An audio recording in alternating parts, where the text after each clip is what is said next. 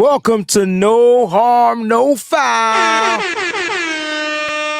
the Daily 49ers talk show with your boy Wayne Breezy, Mike Andrews in the building. What's going on, Mike? Man, what's going on, man? It's a beautiful day in the neighborhood. You know what I'm saying? We out here in all red. Huh? Y'all know what time it is. When they announce that we going to the stadium in all the home jerseys, we got to go out there and go out in red too, man. Let's go, We man. red out. Hey, red out. Come on. Red out. Let's go. Let's go. Hey, look. It's one thing we go into Levi South. Huh? That's making a statement, calling somebody else's place your home, away from home. That's number one. Number two, the San Francisco 49ers made it clear that they were going to wear their home jerseys.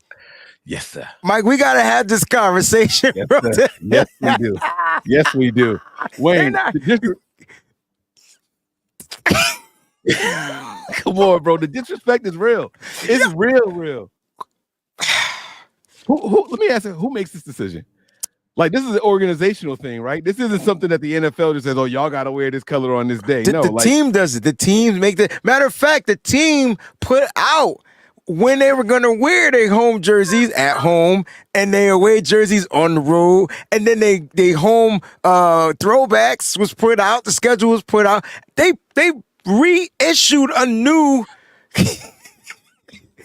Just when you motherfuckers thought it was safe at the top of the division, huh? Now we coming, baby. We're going to let y'all know we in here. Yo. Come on, man. All right. Because the question is this. The question is simple. Shout out to all the members of the Breezy Bunch crew. We see you out there. We on a super tight schedule today. Mike, is this a must-win game for the 49ers? Like that's the question. You know what I'm saying? I know it's early in the season. Yeah. But no, we got to tell the truth, man. We got to tell this is a must-win. This one right here is a must-win. You can't go in there disrespecting the Rams the way that you are by saying we're going to wear the home jerseys to the home game. You know what I'm saying? Like, and it's not the home game. That's number one. Number two, the way the fans are talking right now, and by the way, like, I get that. That's fans, right? That's fanfares. I'm pretty sure in a little bit you guys will see Ramelia running through the chat or something like that. You know, he'll be in here trying to talk about his team and everything. The fans are supposed to talk.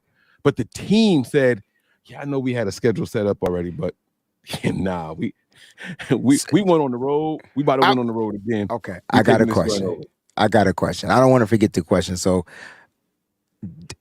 Symmetry, shout out to Symmetry.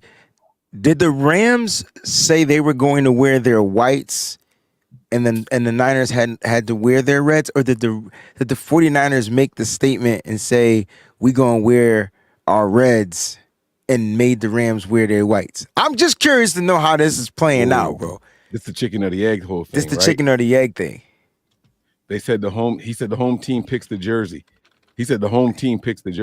But can't both teams wear their home colors if but if they wanted to wear away, which is white, we can't go out there in white also. I'm gonna say, because if they wanted to wear their reds, we could have still worn our blue, but we can't both do white and white. So that's that's what it is. That's what it is. I mean, you can't, because our white got red numbering and their white got yellow with blue trim. Too fast, it'll be a game with the most interceptions in NFL history, bro. Listen, we got subscribers for 9 months. This is a pregnancy right here. We got to give Jax this is a birth. I mean, we got to give Jax a shout out. Your girl been around for a minute, but yeah, birthday in 2 days. Happy early birthday. And we got a super chat on your channel. We're going to let you read this. JP Hella Hard's in the building. Mike, go ahead and drop that on us. Red out. Let's go. Home game, Levi's South. JP was good, baby. I see you out there, man. Listen, I get that the home team decides it, but the Niners are going to be coming in wearing all red. First of all, the fans were going to be wearing all red anyway. We were going to red out the stadium. Matter of fact, Nick Wagner put out earlier today what the Vivid Seats ticket sales situation is going on right now. And the Niners right now are out selling. Well, they're going to be there. 64% 49ers fans, 36% right now Rams fans. Where do you think that number is going to end up by Sunday? I think the Niners by 72%. 72? 72. Yeah, the hype is still coming. Paychecks don't come in till tomorrow, baby. Right. Like, trust me. And when Friday get here, and Friday like the first for some people, you know what I'm saying? I understand. First, get up, wake up. Like we gonna be in there, man. So I'm really, really liking it, man. The Niners gonna be out there plus 70% for sure. Easy. Why do you think the Rams chose to wear white? Because they were just wearing white against the Seattle Seahawks. And it worked, and it might be a little bit of a superstition thing. You know, it might be a confidence thing. Maybe Matt Stafford said, hey, I could see better throwing to my guys wearing white. If it ain't broke, don't fix it type of thing. We all know we have our own individual superstitions and personal things that we just do and don't do. And this one could be one of them. Like if they went out there and said, hey, man, it worked. Let's try to run it back. We're at the top of the division. This is the game that's going to determine who's at the top of the division. Let's try to run it back one more time. All right. So, so there could be so they beat the Seahawks wearing white. Have they ever beaten the 49ers wearing white? I'm sure they have. I'm sure they haven't. Not in this regime. Not in the last, at least not in the last 8 games. I can't remember if they wore white or not. Yeah. The championship game was at their house. That wasn't at our house. Right. Wait, they would have been wearing blue. Right. So I'm trying to yeah. NFC championship. But you know what? You know why you looking that up? The question is this a must-win game? Because now the Niners are going in there. Notice the correlation is that they're going in their home jerseys to a place they call home. So is the pressure on the 49ers to win this game? Is it greater? You know what I'm saying? Like, is it more of an amount of pressure on their shoulders? That's what I really want to know. The answer in short is yes, right? But the reasoning is a little bit different than what we normally say, because while we're having fun with the whole the disrespect with the jersey and blah blah blah, right? We're having fun with that, but that's not the only reason. The Levi South thing, or again, and the fans talking smack the way that they are. Those are two things that are very very again fan driven, but there's more than that. There's much more than that.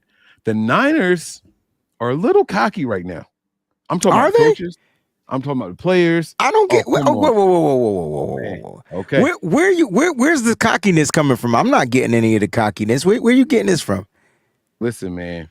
Y'all can try to play cool. Y'all can try. I want to know where you're getting it from. Be specific on what you're saying, bro. I watched that 49ers NRG episode last night. And want to know. One of many. You could hear them trying to temper what they're saying. Brock Purdy breaking down the huddle. He says, come on, this is the first one. We got a lot more to go. Yeah. Come on, man. Come on. You could tell what they want to say. You could see Kyle Shanahan's confidence. I did a whole breakdown. Dropped it on Patreon today, guys. Nothing but Niners Patreon is over there. So you can't. You misconstruing confidence and cocky then? Oh no. No. I'm reading.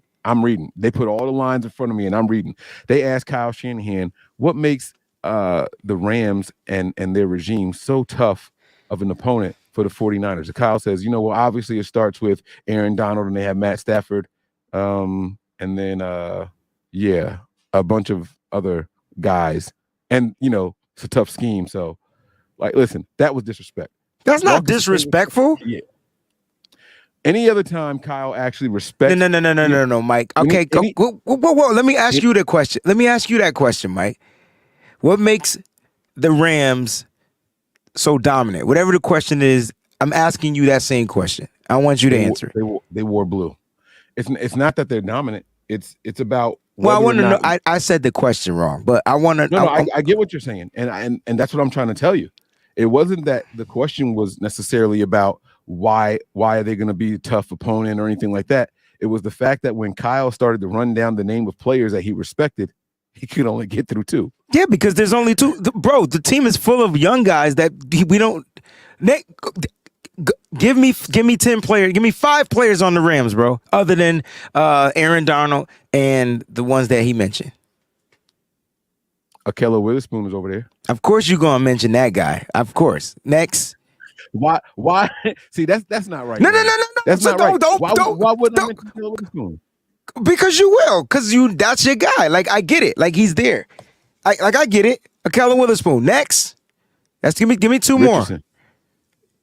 more. Richardson who? Well, he's Cooper Kupp right is now, not. but Exactly. So that's why Kyle Van Jefferson is coming off an injury. Okay, keep going. Pua Nakua. So, bro, shut up, Mike. Atwell. Ain't none of them cats over there you respect. Well, Kyle ain't answered the question. He answered the question exactly how he should have answered the question, bro. And your response is exactly why this is a must-win game, because y'all not gonna know how to stop crying if we go out there and lose to this team, because y'all don't think I'm not gonna cry. Even worth respecting. Listen to how you responding, because people don't run down a list of all pros like the Niners have. You don't have to run. Oh, Mike, I didn't ask you to run down the list of all pros, bro. None of those dudes have ever done anything.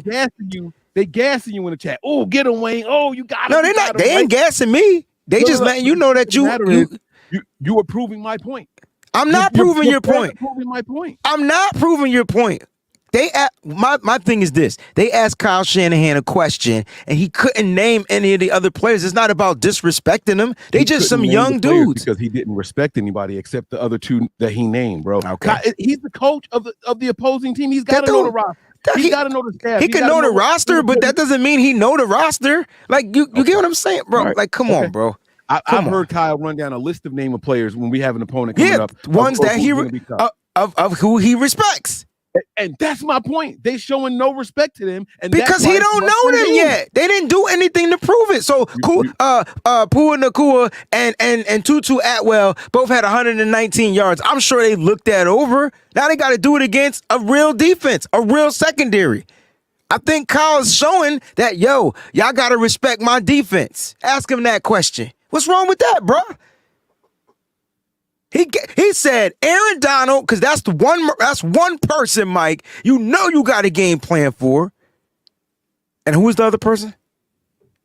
He said Matt Stafford. And that's because he had an affinity for Matt Stafford, because he was trying to get him in Cabo.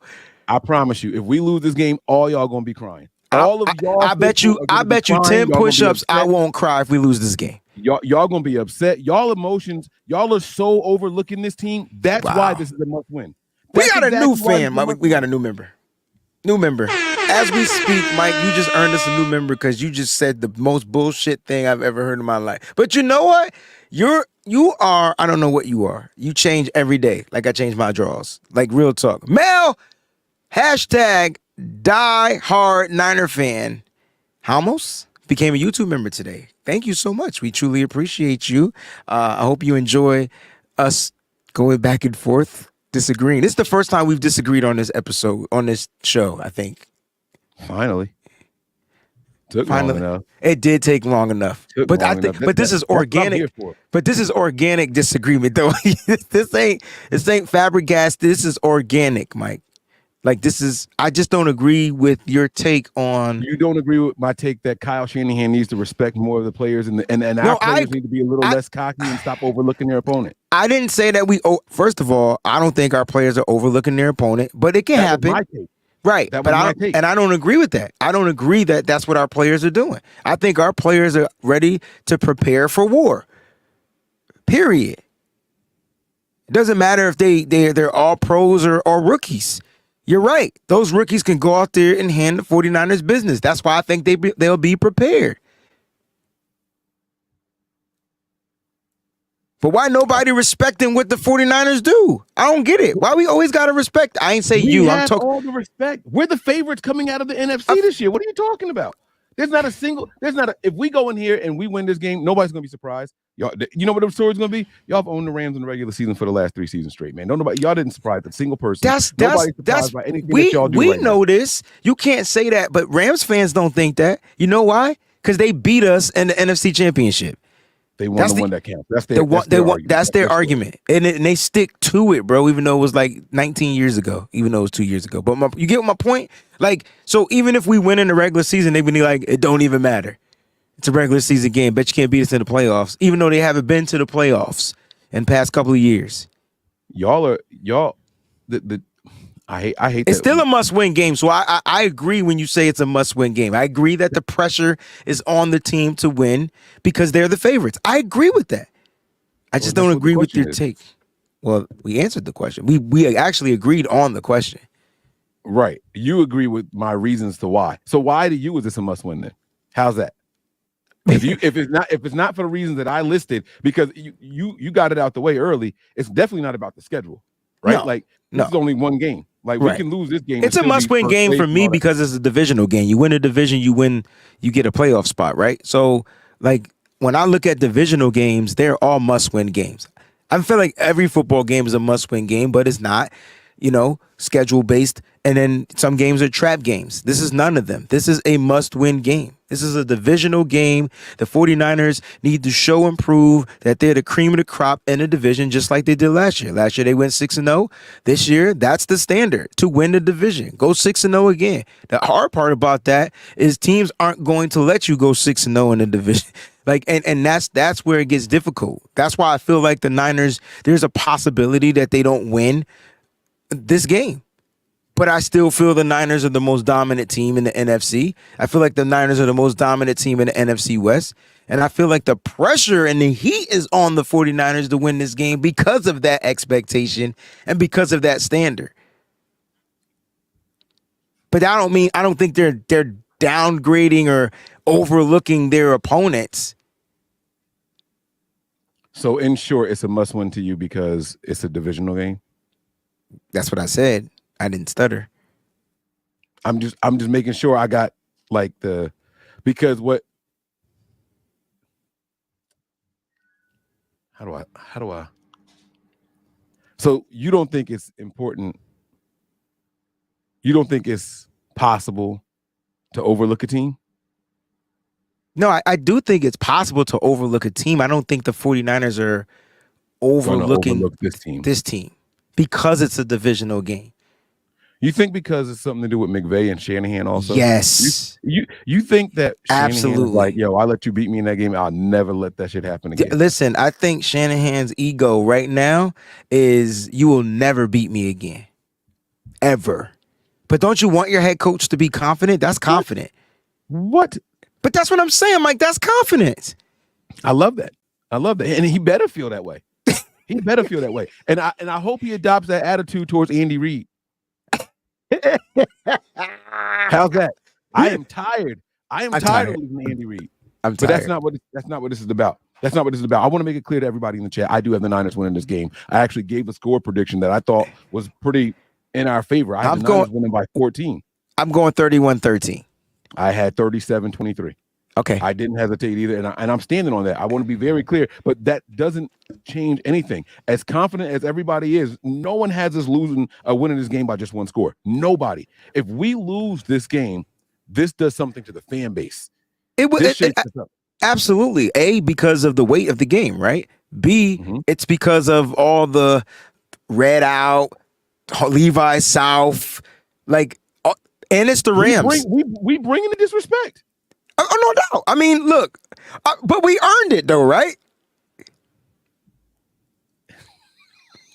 Listen, Mike, when the last time the Rams won in the regular season? It's been 3 seasons. Okay. So shouldn't that have earned some respect? I'm not saying the Rams can't. I'm not saying Sean McVay. Look, Sean McVay is going to have a trick bag. I guarantee it, because that's the only way. That's the only way. See, you say that's the only way, and then you told me something, and I almost just took your words and ran with it. You told me something about that game, and you said, Mike, it didn't look good. And I went back and I watched that game, and Matt Stafford looked like he is 5 years younger. He looked like he found the fountain of youth. He was navigating in that pocket. My man was moving left and right. He scrambled on a couple of plays up the middle. Like, he ran right towards the linebacker, and then he was a yard short of the first down. He called his own number. Hey, coach, I got this one. Snapped the ball, took it right up the middle. Like, bro, I understand what we think about broken down Matt Stafford because we heard the retirement rumors. He missed 8 games last season. He's normally very stationary in the pocket. He was going through a lot of injuries before he actually started missing time. I didn't see the same Matt Stafford. I didn't. I never said. Go ahead. But Go ahead. I still don't think the game looked good. For, not just from the Rams' perspective, it was just a weird game. Seattle didn't bring any pressure, and when they did, Matthew Stafford was able to escape the pocket, get up the middle, and run. I think Seattle's defense was suspect in this particular game when they had a stronger defense last year. Therefore, for me, Seattle didn't bring it. So it just allowed the Rams to do things. I don't think they rushed the ball very well. I think they took advantage of the opportunities that they got when they were able to get a big play down the field. I know that's what you saw. And they got to the goal line. Their running back scored 3 touchdowns in the goal line. I know you saw that, including Matthew Stafford. So that's 4, right? So, I mean, they got the ball down there. My thing is, the Niners, to me, aren't trying to give up those explosive plays. It's going to take a lot to get an explosive play on the San Francisco 49ers defense. And so for that, I'm more confident that they'll be able to own in on Matthew Stafford. I think the pressure is better. I think our front 7 is better. I think our secondary is better. And that's how I feel. I think our team is better than the Seahawks, much better than the Seahawks. You think there's anybody, do you think there's a single receiver on the Steelers faster than Tutu Atwell? I think George Pickens was fast. George Pickens was a 4.3. I don't give a fuck if it's faster or not. 4.3 is fast. At the end of the day, 4.3 is fast. Tell me 4.3 not fast. Sure. That's okay. Fast. Well, they couldn't utilize him. We took the speed away of George Pickens. Because they had the stationary quarterback. They had the stationary quarterback. We didn't take the speed away from him. So you're saying Stafford's ad-libbing. I saw Mooney Ward get beat twice deep. Mm-hmm. Now, they didn't take advantage of it, but he was there. He got past them. Mm-hmm. Mm-hmm. I mean, guys are beating our DBs all the time. Like, that's nothing new. If you're going to have a fast guy run straight down the line, down the lane, put one step move on him, the quarterback just got to give him the ball. The difference between our team and other teams is we have better pressure. So Tutu is fast. Tutu ran a 4.39. George Pickens ran a 4.47.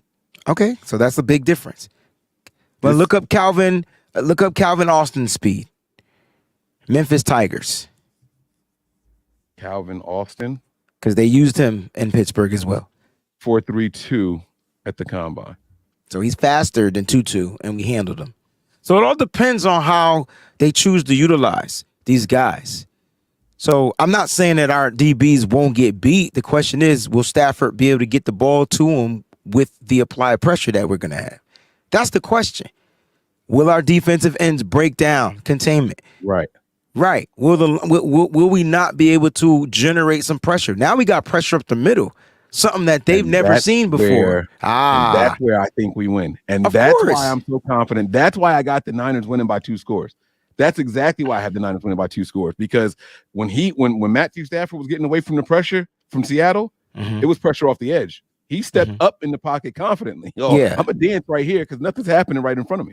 Right. We are a different beast on that line. And this is something very different beast. And this is something McVay hasn't seen yet. This is something Stafford hasn't seen yet. Because we've never had a player at the caliber of a Javon Hargrave, except for when you go back to DeForest Buckner days. Yeah, but Stafford wasn't here then. So I agree with you. That's what I'm saying. Like, you know what I'm saying? So Stafford hasn't seen it. That's all I'm trying to say. And you got to look at it. This is week 2. Nick Bosa with a full set of practice. You got the crazy freak coming out off the bench, like with a bunch of energy. You got a high motor in Cleveland Farrell that just doesn't give up on the play, so the pressures are going to be there. Guys got to win their one-on-ones. They win their one-on-ones. I mean, it should be all read out, like at the end of the day. Niners by 2 scores, man. That's how I see it. And look, man, look. I'm not saying that I don't hate the Niners or I'm not picking the Rams. Like I feel like my message is not getting through. Nah, I don't know what your message is, but at the end of the day, Mike, I'm not saying that the Rams don't have threats. I think to beat the Rams is you force Matthew Stafford to throw the ball. Same way you beat the Steelers. You want these quarterbacks throwing the ball. I think that's what Steve Wilkes wants. Yeah, throw the ball, throw it. I dare you. How many turnovers do you think the Niners get this week? 3. Fumbles or picks? Or a combination? Combination. 2 of which one? 2 interceptions. Just yes or no. If the Niners no. average 2 interceptions a Hufanga game, get one Mike, of them? that's 34 interceptions. What happened? Did Hufanga get one of them? Pick 6. Now he got speed. He's so slow that he was afraid he was going to get caught. Kyle was like, I thought he could have ran around. This is a good match. So slow that he think he's slow.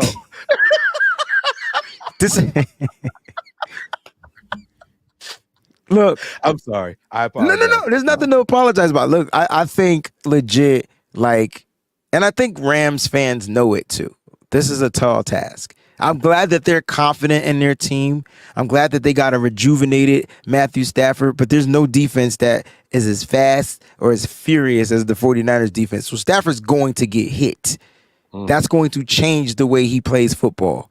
I'm telling you, Mike, show me 1 sack in that Seattle Seahawks game. I don't know that Seattle got to him. They didn't, Mike. They didn't. I'm about to look. They didn't. That's my point. The pressure was bad. Like they couldn't get any pressure on him. This motherfucker was moving, bro. Because they were concaving from the sides at the ends. They were rushing from the ends, but they couldn't get home. And then he just stepped up in the middle in the lanes and took off. He's not gonna be able to do that, bro. Yeah. Well, and again, I want to be clear. Yeah, wow, they didn't sack him at all. Just said that. But and again, when I say stuff, Mike gotta look it up just to make sure. I said I was gonna look it up. Because when you tell me somebody run a 4.3 and it was a 4.47, then it's like a 4.3. I mean, come on, whatever, man. But I was saying I saw how elusive he was, and so we both saying the same thing. Mike, he didn't get a sack, and I'm like, yo, it was pretty hard to hit him, right? Like, so we saying the same things, but I wasn't confident that they didn't get him at all. But damn, they didn't get down at all behind the line of scrimmage, not once. And that line is not the same as what we're going to be bringing. You know what? If Nick Bosa have another game like what he had, Matt Stafford might not get sacked. He liked to step up and skip a little to the left, and if that's where they got Bosa coming from, he might not get sacked, man. Bosa's not afraid. Did you see that TJ Watt? That's some punk shit. He always line up on the right tackle. Right tackle, right? Yeah. But that's cool. I'm not here to talk about that. But Bosa don't mind taking on your best tackle. He's gonna go to the left side all the time. And Stafford's confident in the protection from his blind side, so he steps up in that. Oh, direction. I never even thought about that. Like, why doesn't Bosa just? And we've seen him line up on the right side. He goes to the right sometimes. Yeah, but why doesn't he? Why don't we utilize him to take advantage of somebody's right tackle? Is it because his get off isn't the same?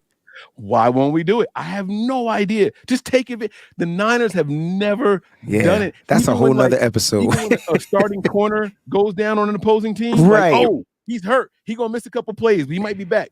Take a shot right now. Run and play. We draw. We're gonna run a draw. Let's get him back out here for them. We're gonna run a draw play. Like, just take advantage of a mismatch one time, please. Yeah. Please. But Bosa does need to have a really good game in order to really wrap. Because here's what I think. Here's why I say it's more important this week than it was last week, right? Last week, Bosa was on a pitch count. You said so yourself on the show I was watching you on. You don't think Bosa's gonna be on a pitch count. I was watching you over there with Stephen Chapman. Yeah. You don't think that he's going to be on a pitch count, which means he's going to get a significant amount of reps. I didn't think he was going to be on a pitch count this week, right? This upcoming week, right? That's what I'm talking about against the Rams. Well, because now he's having I believe he's practicing now. Right. You said because he's going to have a full week of practice, you expect him to be full go this week coming, right? Yeah. If he is as unproductive as he was last week, we could be in trouble. That's what I'm saying. If he's getting more reps and being as unproductive now, I know what people are going to say. Go ahead. Yeah, because what's unproductive? I mean, he's still freed up guys to have one-on-ones. So what's unproductive? I mean, I know Drake got a sack without him in there. He's still getting pressures. He just didn't get hit home. And my thing was that Stafford was stepping up to the left, and so that's why he's going to have to do a little bit more shaking and moving to make him not do that. That was all my point was. I mean, I think Nick Bosa knows Matthew Stafford very well. Ladies and gentlemen, thank y'all so much for tuning in to No Harm, No Foul. Listen, Mike, must-win game, baby. Must-win game. Tomorrow, it's Stafford versus Purdy. Face off, baby. Face off. Thank y'all so much for tuning in, man. We appreciate y'all. See y'all tomorrow, man. Peace out.